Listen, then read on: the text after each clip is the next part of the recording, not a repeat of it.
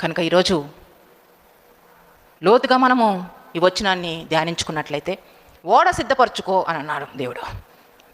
ఆ తర్వాత నోవాహుకు చెప్తున్నాడు, నీవు ఈ మెజర్మెంట్స్తో ఓడను సిద్ధపరచు. కిటికీ ఎక్కడ పెట్టాలి, తలుపులు ఎక్కడ పెట్టాలి, ఏ విధంగా అరలు నువ్వు అమర్చుకోవాలి, అన్నీ దేవుడు ఎలా చెప్పాడో అలా నోవాహు చేశానని ఉంటుంది. దేవుడు చెప్పినట్లు నోవాహు చేసెను. ఎంత మంచి నీతిపరుడో, దేవుని మాటను మీరకుండా యథార్థంగా నిందారహితంగా జీవిస్తున్నాడు. చెప్పింది చెప్పినట్టుగా జీవిస్తున్నాడు. కాబట్టి తన కుటుంబాన్ని రక్షించుకున్నాడు. నోవాహు తన కుటుంబాన్ని రక్షించుకున్నాడు. అంతేకాదు, నోవాహు వలనే ఈరోజు దేవుడు సృష్టించినటువంటి జంతువులు, పక్షులు, జలములలో ప్రాకు చేపలు, వీటన్ని రకరకాలన్నిటినీ ఆ ఓడలోనికి తెప్పించాడు. మగవి, ఆడవి అన్నిటినీ తీసుకొని వచ్చాడు. ఈరోజు మనం అంతా జంతువుల్ని చూస్తున్నాం కదా, పక్షులన్నిటి రకరకాల పక్షుల్ని చూస్తున్నాం కదా, సముద్ర చేపలు ఎన్నో రకాలను మనం చూస్తున్నాం కదా. అవన్నిటిని మనం చూడగలుగుతున్నామంటే ఆ రోజు నోవాహు చెప్పిన మాట విన్నాడు కాబట్టి దేవునికి మహిమ కలుగును గాక. నోవాహు చెప్పిన మాట విన్నాడు కాబట్టి తన భార్యను రక్షించుకున్నాడు, తన కుమారులను, కోడలను రక్షించుకున్నాడు.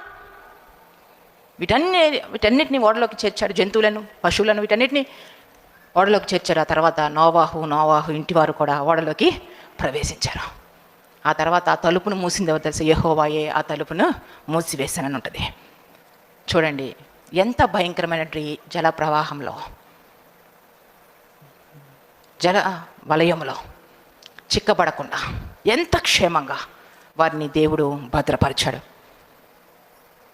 ఎంతగా వారికి సంరక్షణ ఇచ్చాడు, ఎంత భయంకరమైనటువంటి పరిస్థితుల్లో వారికి రక్షణ కల్పించాడు. రక్షణ యెహోవాదే. మన జీవితంలో మలినమైనటువంటి జీవితాన్ని మనం విడిచిపెట్టి ఈ మలినంతో కూడినటువంటి మనుషుల మధ్య మనము క్షేమంగా ఉండాలంటే, ఈ నాశనకరమైనటువంటి పరిస్థితుల్లో మనం క్షేమంగా ఉండాలంటే, నమ్మకము లేని వాహనాల్లో మనం ప్రయాణిస్తున్నాం. ఎప్పుడు ఏం జరుగుతుందో మనకు తెలియదు, ఎటువంటి పరిస్థితి వస్తుందో తెలియదు. ఈ మధ్యకాలంలో హైదరాబాదులో కూడా భూకంపం వచ్చింది. భయంకరమైనటువంటి పరిస్థితులు జరగబోతున్నాయి. నీవు, నీ కుటుంబం, నీ వారు రక్షించబడాలంటే ఉన్న పాటున నీవు దేవుని పాదాలు ఆశ్రయించాలా, పరిశుద్ధతను ప్రేమించాలా, దేవుని మాటలను హత్తుకోవాలా. దేవునికి మహిమ కలుగునుగా. అప్పుడే దేవుడు నీకు